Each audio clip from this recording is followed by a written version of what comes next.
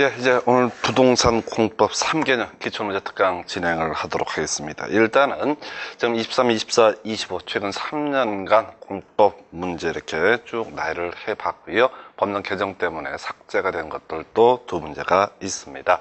자, 근데 이 문제를 접근해 가실 때 제일 중요한 포인트는 이거 이제 118문제를 다 외운다라고 하는 이런 식의 공부 방법은 전혀 의미가 없습니다. 그래서 좀 심하게 얘기하게 되면 이 중에서 20문제 정도만 정확하게, 이 118문제가 유사하게 변형이 돼 나올 테고, 그러면 실제 나오는 건 40문제가 출제가 되죠. 그 중에서 20문제 내면 여러분 실력으로 당당하게 풀 수 있다면 합격에는 아무런 지장이 없습니다. 그래서 지금 이제 문제 풀고 이렇게 갈 때 지문 해설 다 읽으려고 하시면 안 됩니다. 이게 보시게 되면은 알 것 같단 말이죠. 그래서 여러분들이 마약 같은 게 되는 거예요. 그래서 끊임없이 보면서 착각을 하게 됩니다. 그래서 이거는 각 출제 문제에 있어서 출제 포인트를 정확하게 응용해서까지 쟁점 한두 개만 정리를 하셔야겠고, 또 하나가 뭐가 있냐면은 지금 중간 문제 중에 이상한 문제들 몇 개씩 끼어 있어요. 전혀 신경 쓰지 마세요. 다 넘어갈 겁니다. 이런 것들을 푼다라고 하는 것은 거의 불가능한 문제들.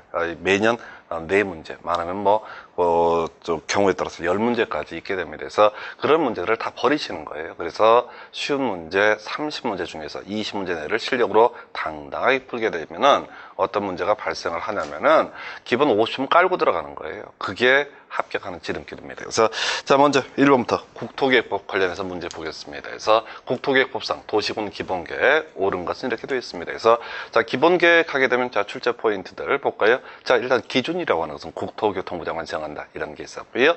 이 도시군 기본계획하고 광역도시계획, 국가계획도 관리계획, 관계라고 하는 게 출제 포인트가 되게 됩니다. 그래서 자, 이런 식이었었죠. 이 관리계획은 기본계획에 적합해야 되고, 기본계획은 광역도시계획에, 또 기본계획은 국가계획에 적합해야 된다라고 하는 거. 충돌하면요 상위계획을 우선하여 적용한다. 그 다음에 기본계획 챕터에서는 시장군수 등 관할구역 수립해야 된다라고 하는 원칙적 명제에서 예외적 경우일 수 있었죠. 예, 일단은 원칙은 관할구역인데 인접식은 포함해서 수립할 수 있다라고 하는 쟁점하고, 그 다음에 또 하나의 포인트가 수립하지 않아도 되는 케이스. 24회 때 답이 됐는데요. 수도권에 속하지 않냐고, 광역시와 경계를 같이 하지 않냐고, 인구 10만이야. 이런 세 가지 조건을 모두 충족하면 기본계획 수립하지 아니할 수 있다. 마지막 쟁점, 시장군수가 수립하면 도지사의 승인을 받아야 되는데 특별시장, 광역시장은 스스로 확정하는 그런 구조가 되겠습니다. 자, 일단 가게 되면요, 시장군수 관할구역에 대해서만 수립할 수 있다. 틀렸죠? 자, 인접시군을 포함해서 수립할 수는 없다 해서 틀린 편. 자, 우리 이제 문제풀이 할 때 가르쳐준 테크닉들, 없다는 확률적으로 한 80% 이상 틀렸다, 이렇게 가야 되겠고요. 하여튼 인접시군 포함해서 수립할 수 있다, 포인트고요. 두 번째, 자, 기본계획 내용과 광역도시계획의 내용이 다를 때는 당연히 상위계획인 광역도시계획을 우선하여 적용한다. 답은 3번이었나요? 수도권에 속하지 않냐고, 광역시와 경계를 같이 하지 않냐고, 인구 바로 10만 이하, 좀 어려웠죠? 인구 7만 명의 구원에서 예식값을 주고 있고요. 도시군 기본계획을 수립하지 아니할 수 있다. 답을 3번으로 쟁점을 삼아놨고요. 자, 기본계획을 변경할 때 공청회를 개최하지 아니할 수 있다 해서 틀렸고요.